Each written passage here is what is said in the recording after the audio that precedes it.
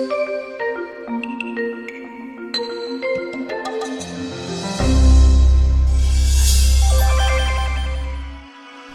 guys, welcome to Spill It. I'm your host, Nicole Spiller. I have some great news stories for you guys and then finishing up the show with an interview. So sadly, the last 48 hours in Orlando were actually terrible.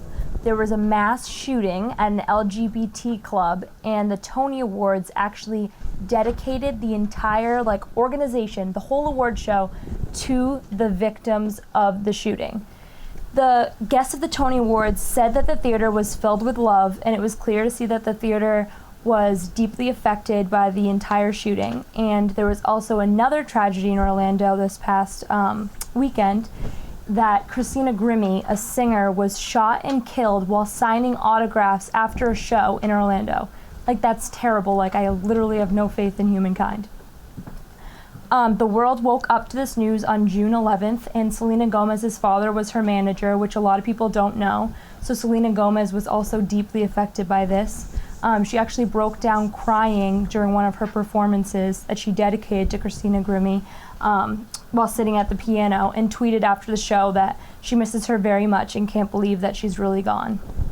On a slightly happier note, a guy named Dan had a dog named Diggy that they took a nice picture together that went viral overnight, and 4 days later he had the police knocking on his door because he lives in Waterford Township of Michigan, which apparently has a ban on the whole entire breed of pit bulls. While Diggy does look like a pit bull, he has papers that proves he's actually a bulldog, which is not in any relation to a pit bull, even though they have that one word in common. But even with the papers to prove that he's not a pit bull, he still is being taken away from Dan because Waterford Township has a law that says that the police can determine the breed of a dog based on experience of owning one. No matter what their papers say, the police's word is right. That's just ridiculous. I don't understand that. People have signed a petition on Facebook, over 24,000 signatures currently, that want this man to be able to keep his dog because there's no reason why there should be a ban on pit bulls. Pit bulls have a terrible rep, but clearly this dog is not a threat to society at all, as he's laying on the floor looking as happy as his owner. So there's a new trend going on right now for Instagrammers to post a picture of their stomach rolls. Yeah, you heard that right, stomach rolls.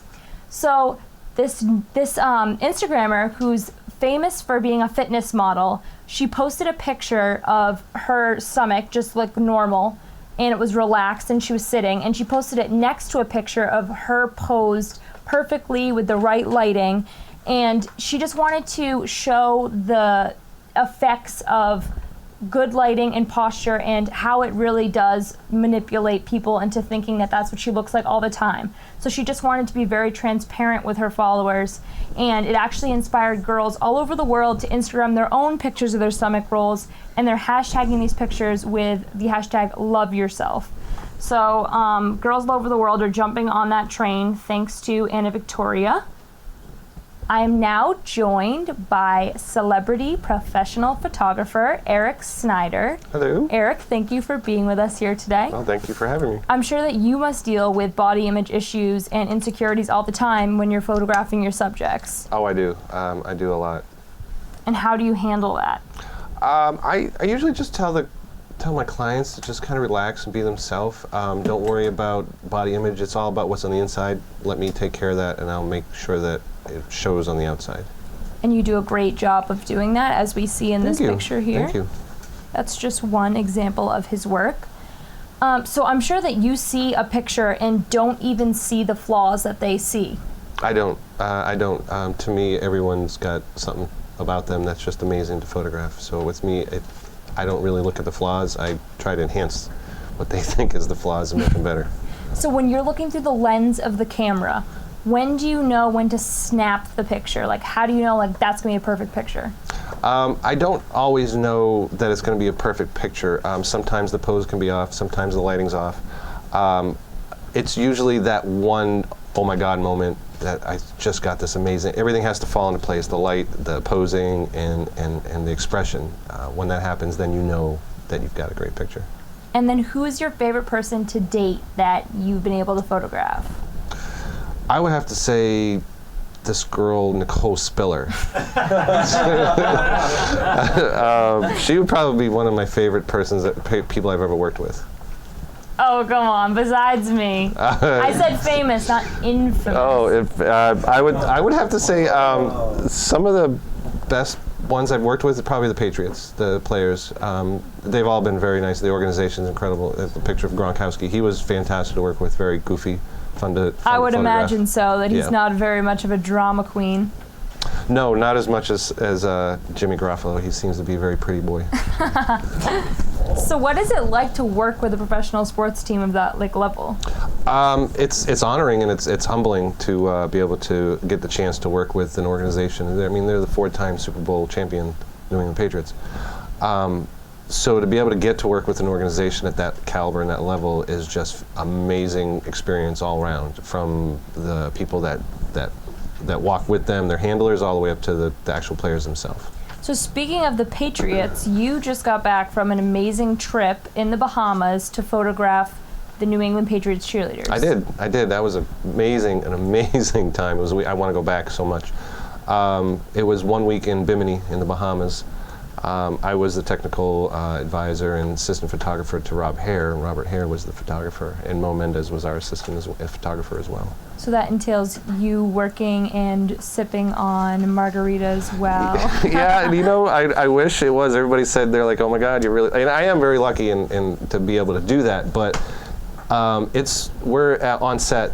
This is one of the cheerleaders, right? Yes, this is one of the cheerleaders. This is the last day. We had an extra day off, and I said, hey, do you want to go do something really cool in this rock? And we took a walk right around the corner, and that's right on the beach. It was absolutely beautiful. That's awesome. That's an incredible picture. It's difficult because we work from before the sun comes up all the way until sunset. So it's hot. It's 90 degrees. That's why I'm still a little tan. It was a week ago. I know, I'm jealous. So it does have its drawbacks as far as that, but everything else is just an amazing time. It's such a great, so many people that I work with are so great. And thanks to your job, you get to travel all the time. You have a wedding coming up in Jamaica. I do. I have a wedding in Jamaica. I had a wedding in Cancun earlier this year, and I had one in D.C. So I love traveling, so I do a lot of destinations. I'm going to Cancun soon. I'm so excited. Cancun's amazing. So what was the process, like your road to success, of taking this from, I do this part-time and this is so fun and I love it and it's a passion, to this is my full-time job? The road was long. I've been doing it full-time for 3.5 years now. So I've been doing photography for about 15 years. But what's helped is just that drive and determination to want to be a successful full-time photographer, and just having it going full throttle from day one. So my job I had in the past was working at restaurants, and thank God I had some of my employers that really knew how much of a passion I had for this and really worked with me to help me get to the point that I am today. It hasn't been easy, but it definitely has been interesting and fun and exciting, particularly some of the stuff that I've been able to do over the past few years. I bet. I see all your stuff and I'm like, I would love to be able to do this every day as my job. I mean, I know there's a ton of hard work that goes into it. I've seen it, but it's just amazing that that's what you do now, and you used to do it for fun. I used to do it for fun. Used to do it for, I still love doing it for fun for my own personal projects. Every once in a while I'll do something interesting. Sometimes we did something interesting. We did a shoot that was kind of just fun to do. We'll have something coming up for you guys. Yes. How did I get in there?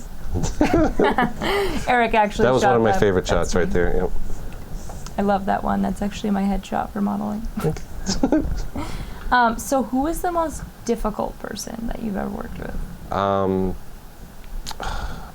I'd have to say this girl, Nicole Spiller. I don't really have anybody that's difficult to work with. I've had things that people that have been a little, like they want a certain way they want to look, but then I just tell them, just trust me. No divas? No, not really. None. None? No.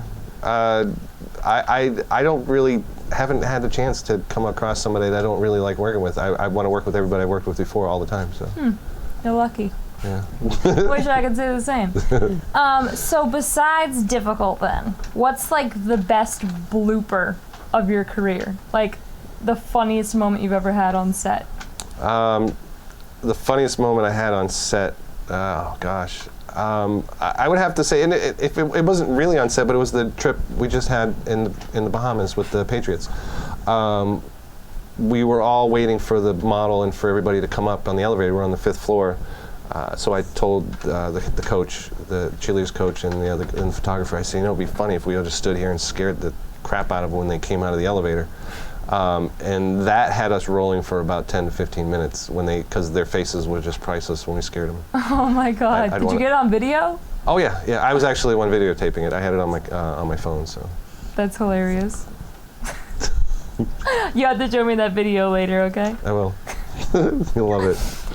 So you said that your road to success was difficult. Have you had any mentors that helped you through that process?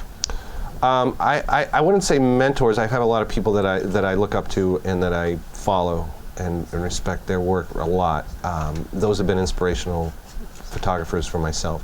And it goes all the way back to people that I had inspiration at the beginning, like Ansel Adams type of photography.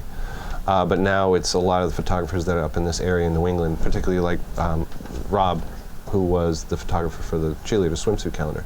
I look up to him because he's got amazing work. There's photographers all over the United States that I follow, some in North Dakota, some in California. So I haven't ever really had a mentor per se, just mostly people that I look up to and find inspiration from. Yeah, and this is all small knit industry. Like, this community is very tight knit. Everyone knows everything about one another. Yeah, it's a very small. So you have to help each other out, I feel like. It's a very small community. Everyone knows everyone in this area.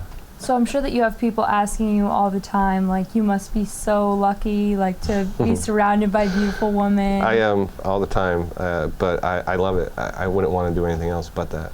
That's why I love the compliments and what people tell me about how much they love and think they're jealous of my job. But there's a lot of hard work. They should be. Owning a business and running a business it's fun and it's very frustrating at the same time. Yeah, no one ever said if it was easy, everybody would be doing it.